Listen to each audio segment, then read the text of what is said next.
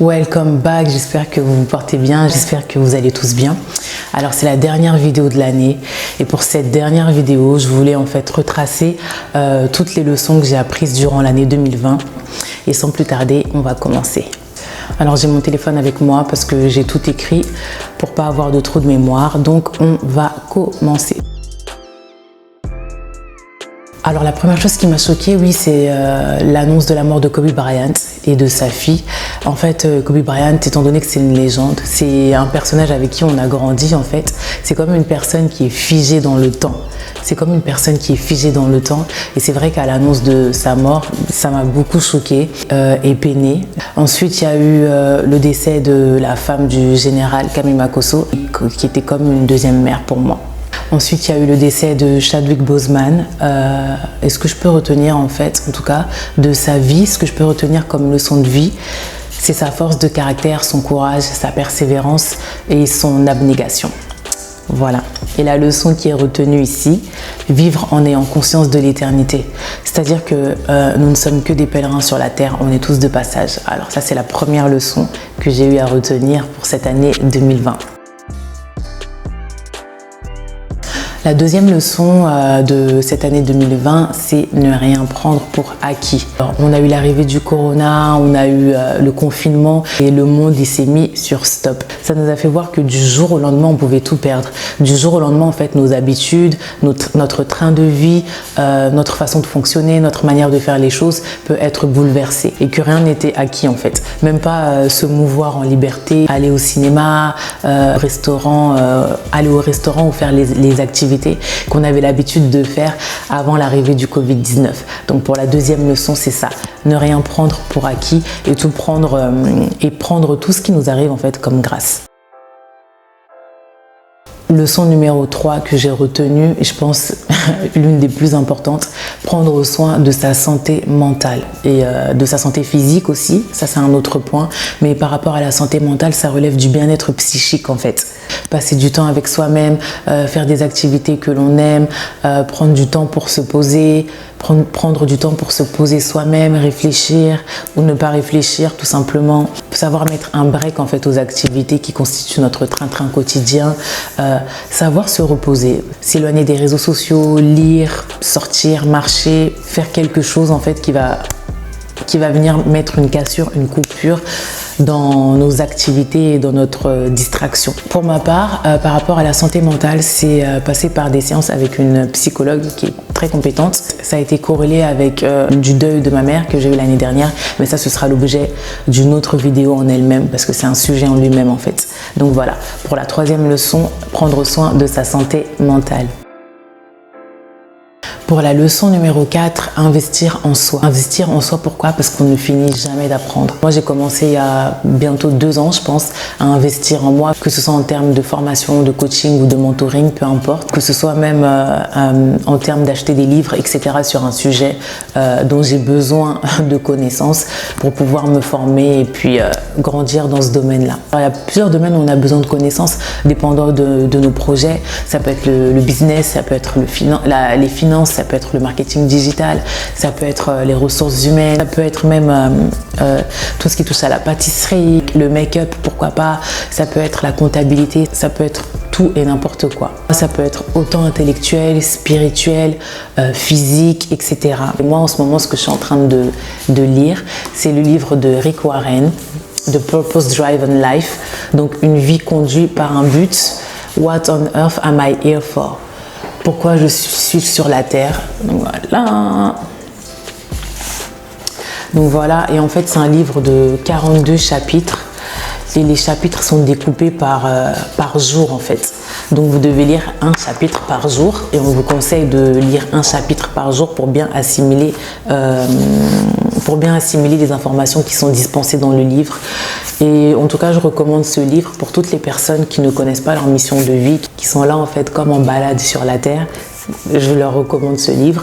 Moi, je connais déjà ma mission de vie, mais c'est toujours bien d'aller en profondeur et de voir en fait d'autres informations.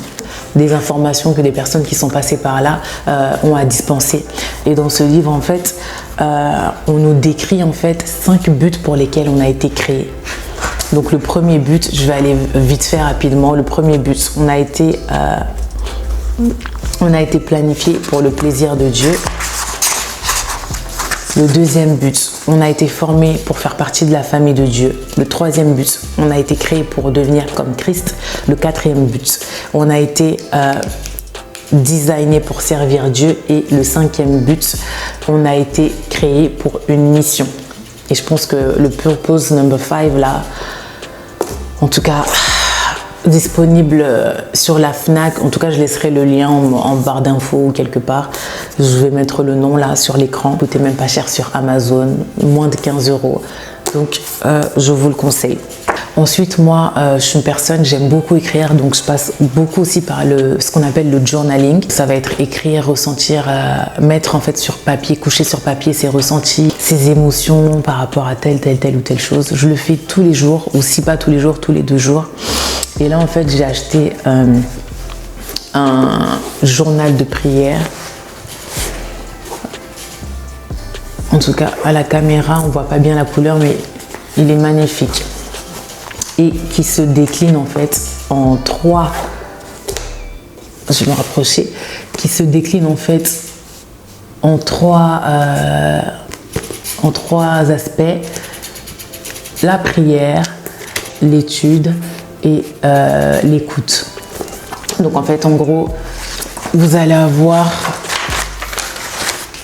des espaces pour prier, vous allez avoir des espaces pour écrire vos prières. Vous écrivez vos prières, vous avez des espaces pour écrire du coup vos études bibliques, et vous avez du coup le listen pour tous les messages que vous écoutez à l'église. Vous ramenez votre cahier et puis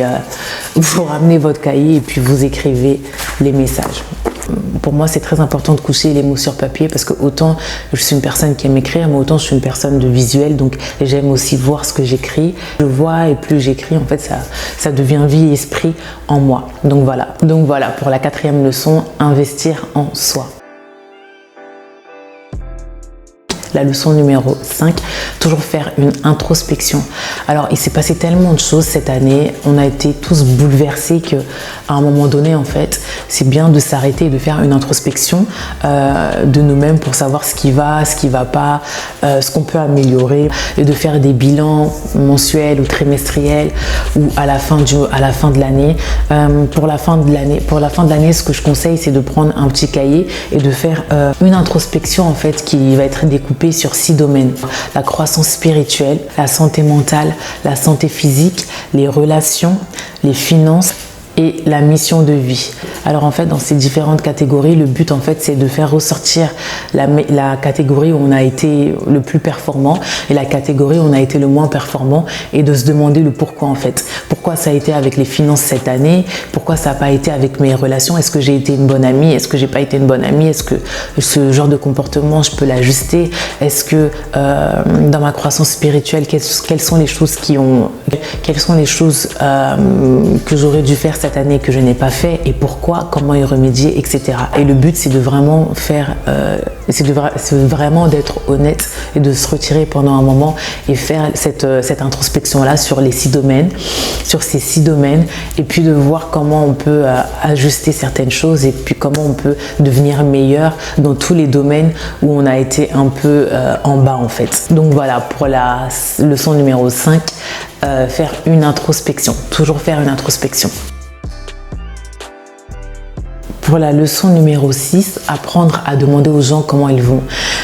Alors, que ce soit Covid ou pas en fait, on passe par tellement de choses, tellement de fluctuations de la vie que parfois c'est bien de s'arrêter un peu et de demander à une personne, à l'occasion de rien en fait, de savoir comment elle va.